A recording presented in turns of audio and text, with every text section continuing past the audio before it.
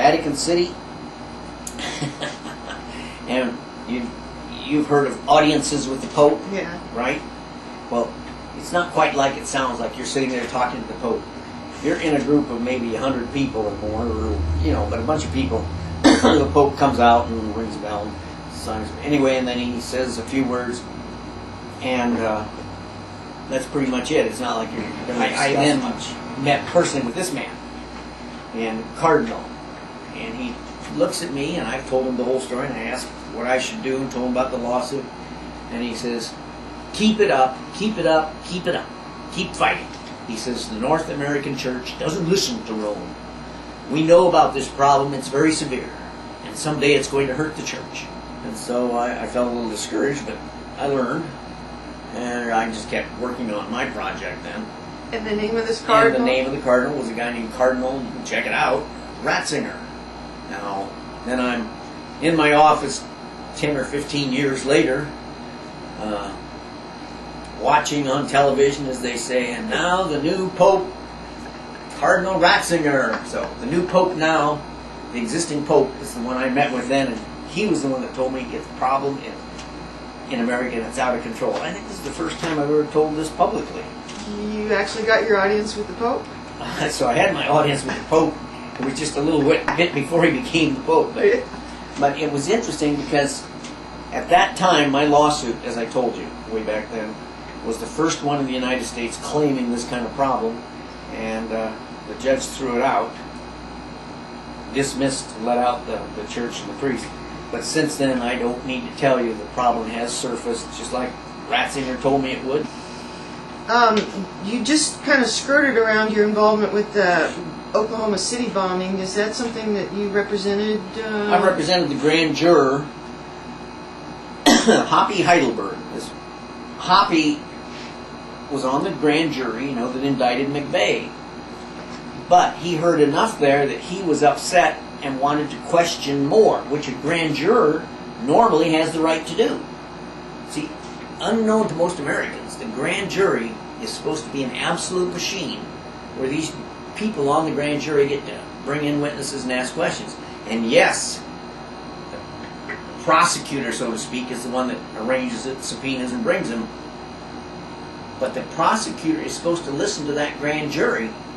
And Hoppy, speaking out for some of the other grand jurors, wanted to bring in other witnesses because information they gathered in the grand jury was that McVeigh wasn't alone.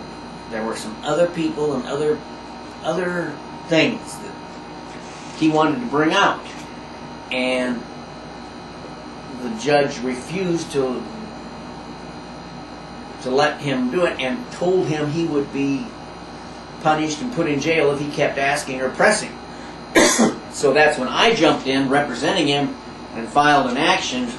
And while the grand jury was still convened? Yeah, well, the grand jury was still convened and wanted to maintain the building, keep the building up long enough to have a team go in there to examine it. Why? Because there were all kinds of questions about what really happened with this bomb.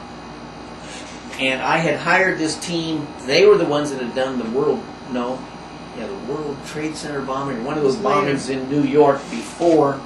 The 1993. Yeah, I think that was it. They were real prominent.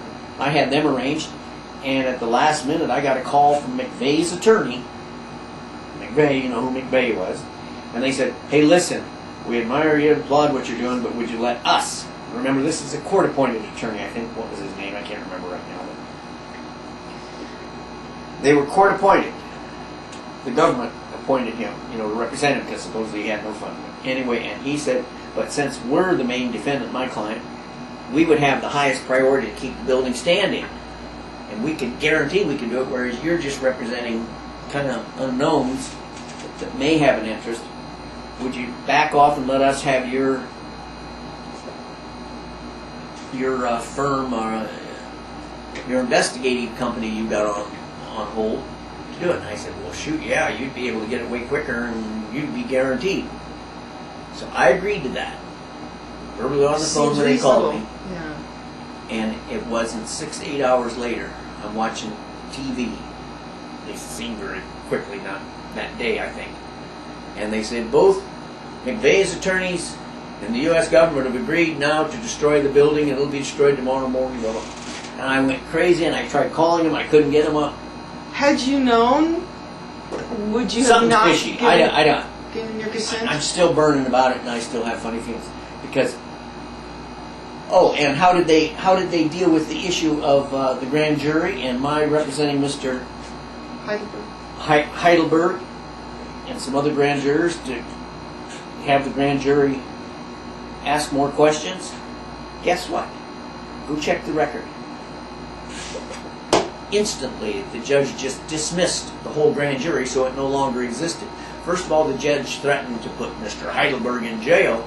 Then when I got involved and started filing stuff, dismissed the whole grand jury. So I guess I've had a few things happen in this whole Franklin thing since I got involved, and that make me wonder sometimes. I'm going to splice in a picture of that on the wall there. Okay. And just to show how... See the other picture right next to it.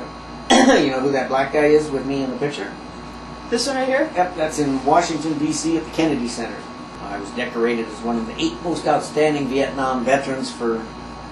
I went back to Vietnam after I'd been a senator for 5 years, right as Saigon was falling in '75, organized Operation Baby Lift. Did you ever hear of Operation Baby Lift? Yes, I did at the I time. went back even, and organized Operation Baby Lift, brought out 2,834 of the mostly half American, half Vietnamese orphans that were being abandoned. So who is the black man in that photo? Hank Aaron. He was the one selected to give the award there along with some other folk. Tell me about your recent election, because you ran for Nebraska Senator Oh, I stupidly, in '06, right? yeah, put my name on the ballot just for the heck of it. What?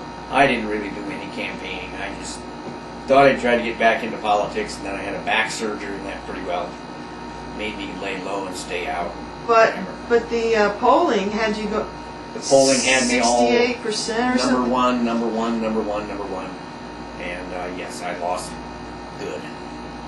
But only in those precincts that have electronic voting machines. That's true. Only in precincts with electronic voting machines, and the ones where it's hand counted and all that, I won like 2-1 or more. Paul Bonacci is married, has 2 beautiful children, keeps in touch with me every once in a while, and he's a fine young man.